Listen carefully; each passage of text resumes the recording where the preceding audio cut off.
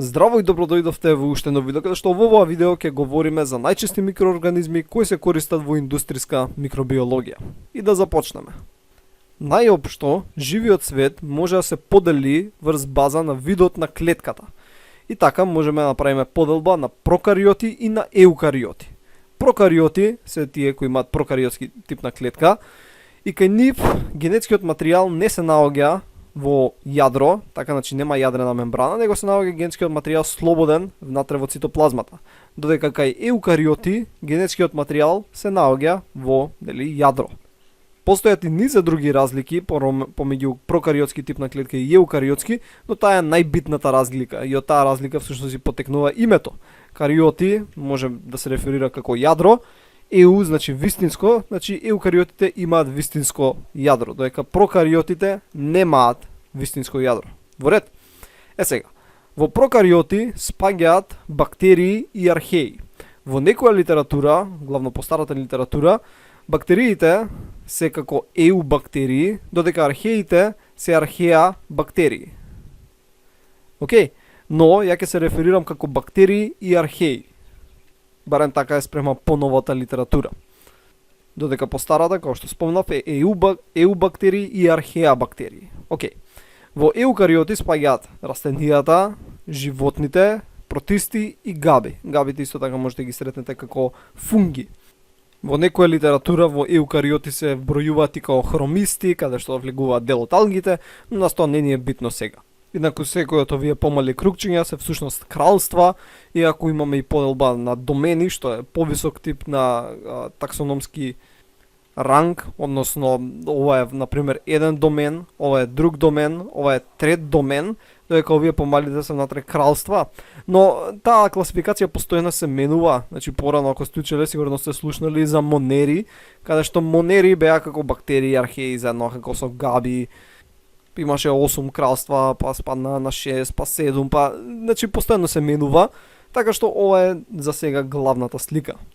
И во микробиологија, во индустријска микробиологија, главно се користат бактерии и габи, односно фунги. Сега, како што спомнав во првото видео, претходното односно, можеме да користиме и култури така на растителни клетки и на животински клетки. Но тоа е прилично тешко. Океј, бидејќи за култура, особено на анимални клетки, значи особено на анимални клетки, треба да се има специјални услови, односно да има многу голем простор со посебна апаратура и многу тешко се одржуваат анималните клетки и не растат многу брзо. Значи тоа си е сосема посебно поле на истражување, кое е доста комплексно. Има многу марифети у работата, како би го кажал. Сега, затоа главно се работи на бактерии и габи.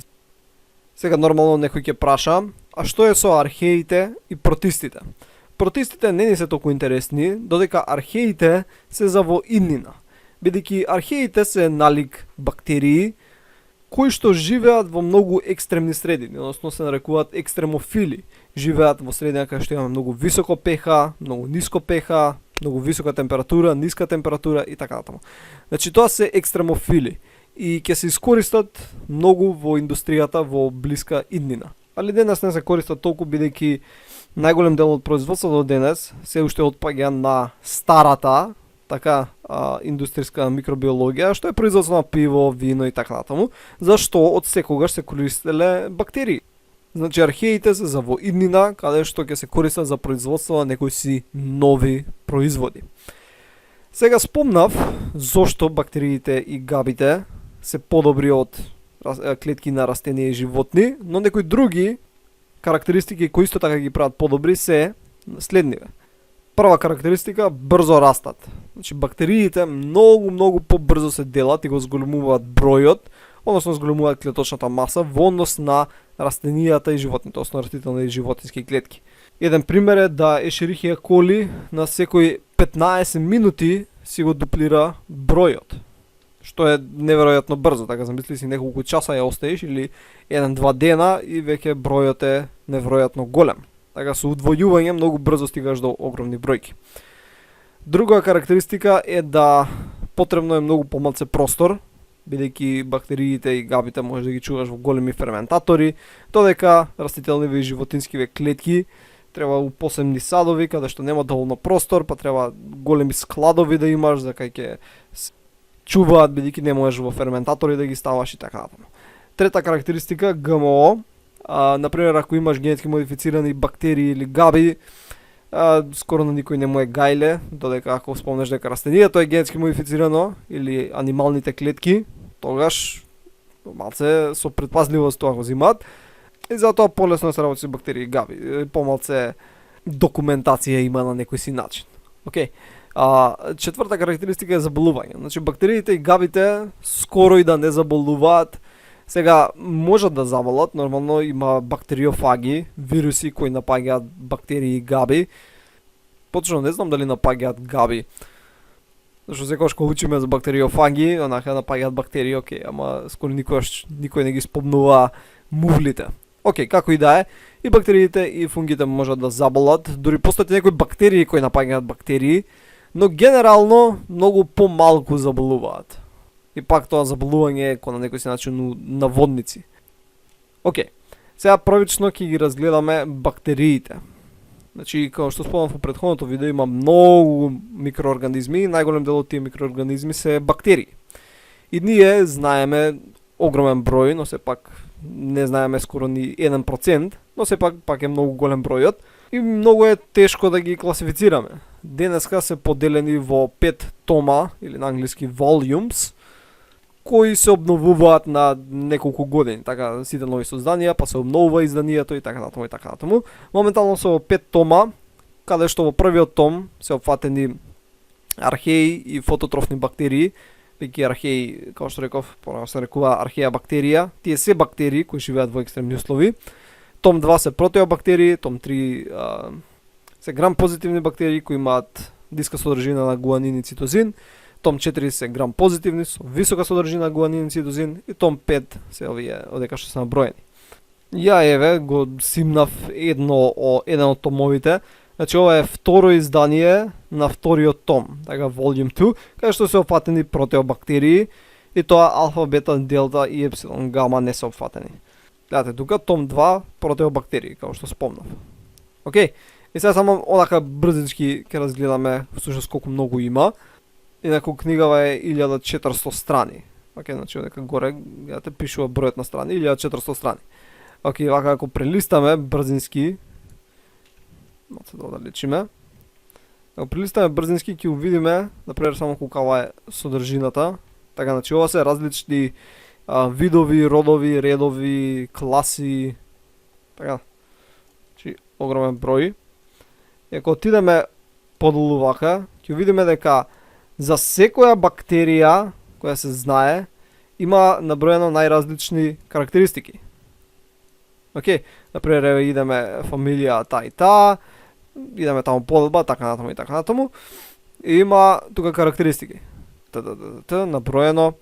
Океј, значи имаме одредена морфологија, дека се стапчиња со та и та должина, подвижни се, имаат толку и толку перитрихозни флагели, имаат фимбри, аеробични, живеат на та и та температура и така натаму, така натаму. Значи огромен број на информации и овие 1400 страни се само том 2 од 5. И ова постојано се надградува. Ова е, не знам од која година би ова, али не е најново. Океј. Гледате тука колку информации. Еве вака само, например, поларни флагели и различни видови се овдека наброени. Океј, се свртуваме вака на страна. И дали имаат 1-2, 1-2, 1-4, 1-4, плюс минус, дали има или нема нешто тука, некоја карактеристика. И така натаму. И гледаме вака табели и повторно некој друг микроорганизам. Ево ова кој беше? Агробактериум. Ова е многу битно, овие се многу битни агробактериум. Се користат во растителна култура на ткива и се користат за вршење на генетски трансформации. Агробактериум tumefaciens се користи. Еве го, баш, агробактериум tumefaciens исто и ризогенез. Еве го и тој. Значи тие главно се користат например за генетски трансформации и така натаму. Океј, не биде сега тоа толку битно, но гледате колку многу има информации за се, како се ова го собрали, уште колку треба да се знае. Значи, како што спомнав, ние се уште не знаеме ни 1% од сите бактерии. И ова се само видовите овдека се наброени. не воопшто добро навлегува во некои соеви, но во микробиологијата да, имаме видови, сега например имаш вид Escherichia coli, така? Сега, Escherichia coli, тука кај мене например, некаде во ВЦ или кај да е, со таа во некој ВЦ во Сред Африка не е иста. Иако е истиот вид, така, значи тоа е истиот вид Escherichia coli, но се разликува, различен сој е.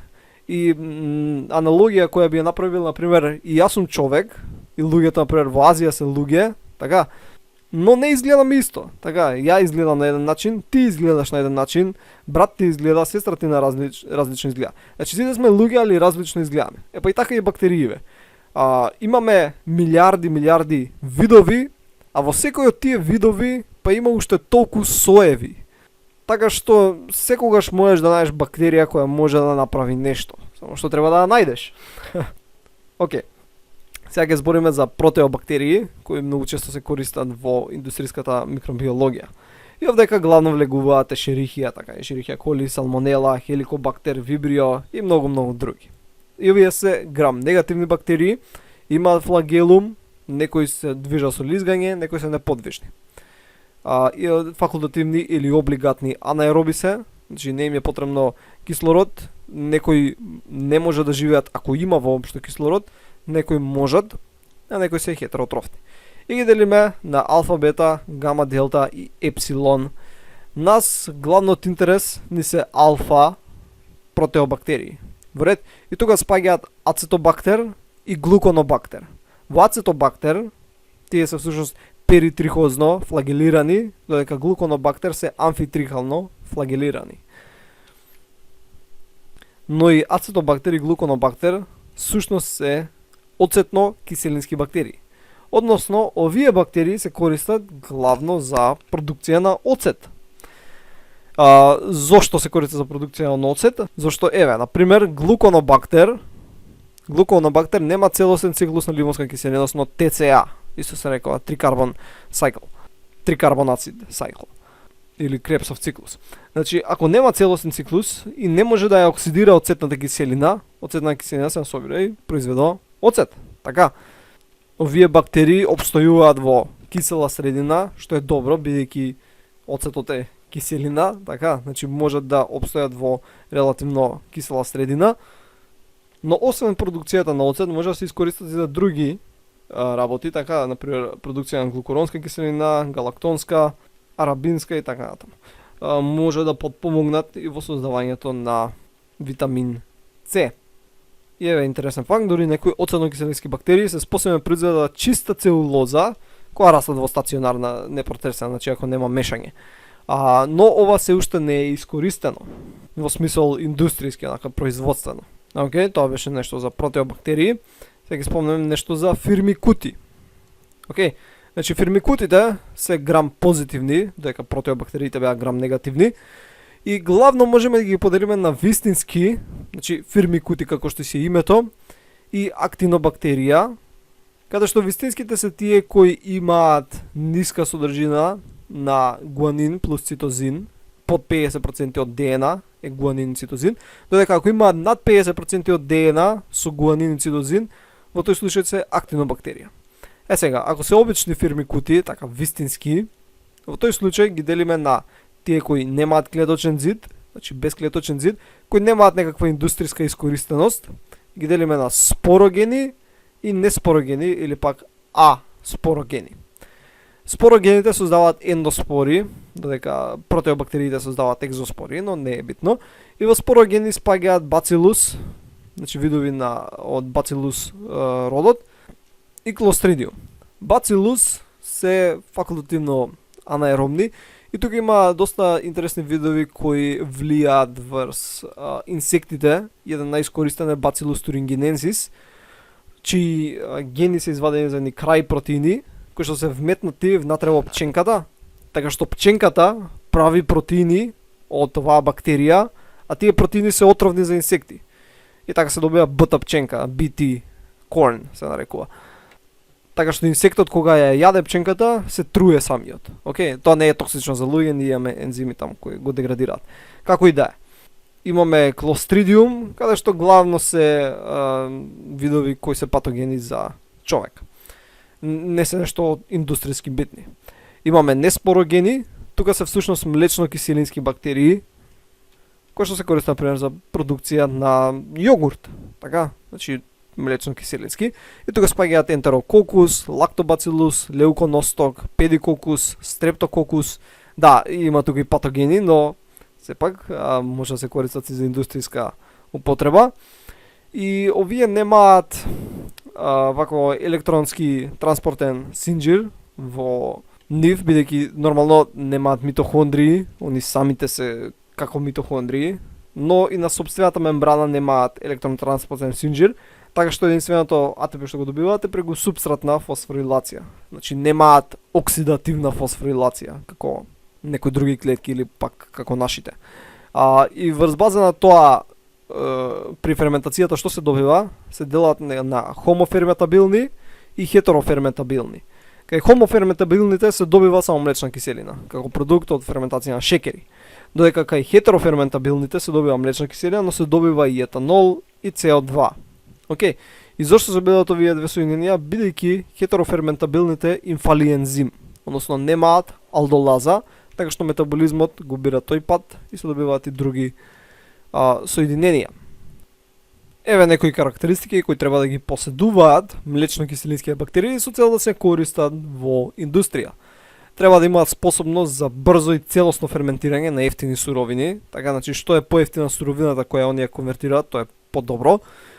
Да не им се потребни толку многу азотни соединенија, се мисли на аминокиселини, висок принос на многу префината стереоспецифична млечна киселина, значи да дава еден продукт каде што нема стереоизомери, способност да растат при ниска pH и висока температура. Значи ако растат при ниска pH, тоа значи дека може да растат во кисела средина, а они создаваат млечна киселина, така што тоа е прилично битно, и при висока температура. Ако ние зголемиме температурата, побрзо ќе се одвива ферментацијата, така што побрзо ќе добиеме принос. И ако може да преживеат во таа температура, тоа е супер. Способно за производство на ниска клеточна маса и други нус производи. Односно да имаат што поголем принос, а при тоа да создаваат што помалце клетки. Дека ако има повеќе клетки, за да се направат тие клетки треба да се искористат суровини, па после тоа треба да се чисти и така натаму. И овдека ни кажува која млечно-киселинска бактерија ќе користиме, зависи од што имаме како супстрат, така. Бидејќи супстратот може го добиваме од некоја друга индустрија на која не и треба, например некоја индустрија која што не и треба сахароза, така она ја фрла како нус производ, па ние ја купуваме од нејзе, од таа индустрија, и сега имаме сахароза за ефтино. Ако имаме сахароза, треба да го користиме овој микроорганизам. Океј, ако имаме лактоза, треба да го користиме овој. И така натаму и така натаму. И тоа е за бактериите. Сега да видиме нешто за фунгите. Фунги, односно габи, така, како што видовме претходно, фунгите се всушност еукариоти, така, и главно можеме да ги поделиме на 4 групи: фикомицетес или фикомикота, така, значи некаде е мицетес, некаде е микота, аскомицетес, односно аскомикота, фунги имперфекти и базитомикота, односно мицетес. Во фикомицетес, односно зигомицетес, односно зигомикота, тука спаѓаат ризопус и мукор, кои се користат за производство на различни ензими. Аскомицетес, тука спаѓаат квасците за производство на етанол, јалкохолни пјалоци, и во многу други сфери се користат квасците, во генетски инженеринг за производство на некои материи кои можат еукариоти само да ги произведат. Фунги имперфекти, аспергилус, аспергилус например го има. Тоа е Aspergillus niger која ќе ти му влоса левото, црното, или пак некојаш пеницилиума кој е малце плаво, и се користат главно за производство на антибиотици и некои витамини може да се користат. И базидомицетес, овие се фунгите кои што се печурки, всушност така имаат плодно тело, и тука е агарикус која ја јадеме, но има многу други. Значи општо земено, кога користиме микроорганизми во продукцијата, така во индустријската микробиологија, сакаме тие да растат брзо, така бидејќи ако растат споро, некои што расте побрзо ќе ги надвладее на водници. Значи сакаме микроорганизам кој расте брзо, кој што е генетски и физиолошки стабилен, не сакаме да мутира во средина на процесот, така па да почнат некои мутантни соеви да ни се јавуваат. Сакаме да биде релативно отпорен на бактериофаги, исто така да биде отпорен и на бделовибрио, која е бактерија која напаѓа други бактерии. Не сакаме да продуцира токсични нуспродукти, така од метаболизмот, да биде релативно отпорен на контаминанти, да не користи многу субстрат, да дава поголем принос, да расте да расте побрзо, да биде отпорен на варирања во средината, така при промена на pH, при промена на температура, да не умира онма, да не користи многу кислород, бидејќи ќе треба да правиме всушност мешање што троши струја за да мешаме, значи да не користи премногу кислород, односно да не мораме да правиме голема аерација и да можеме да правиме генетски трансформации, да може да користи различни супстрати да дава исти продукт и некои други карактеристики. Значи тоа беше главно се за ова видео, се надам дека научивте нешто ново и ќе се видиме во наредното видео. Довидување.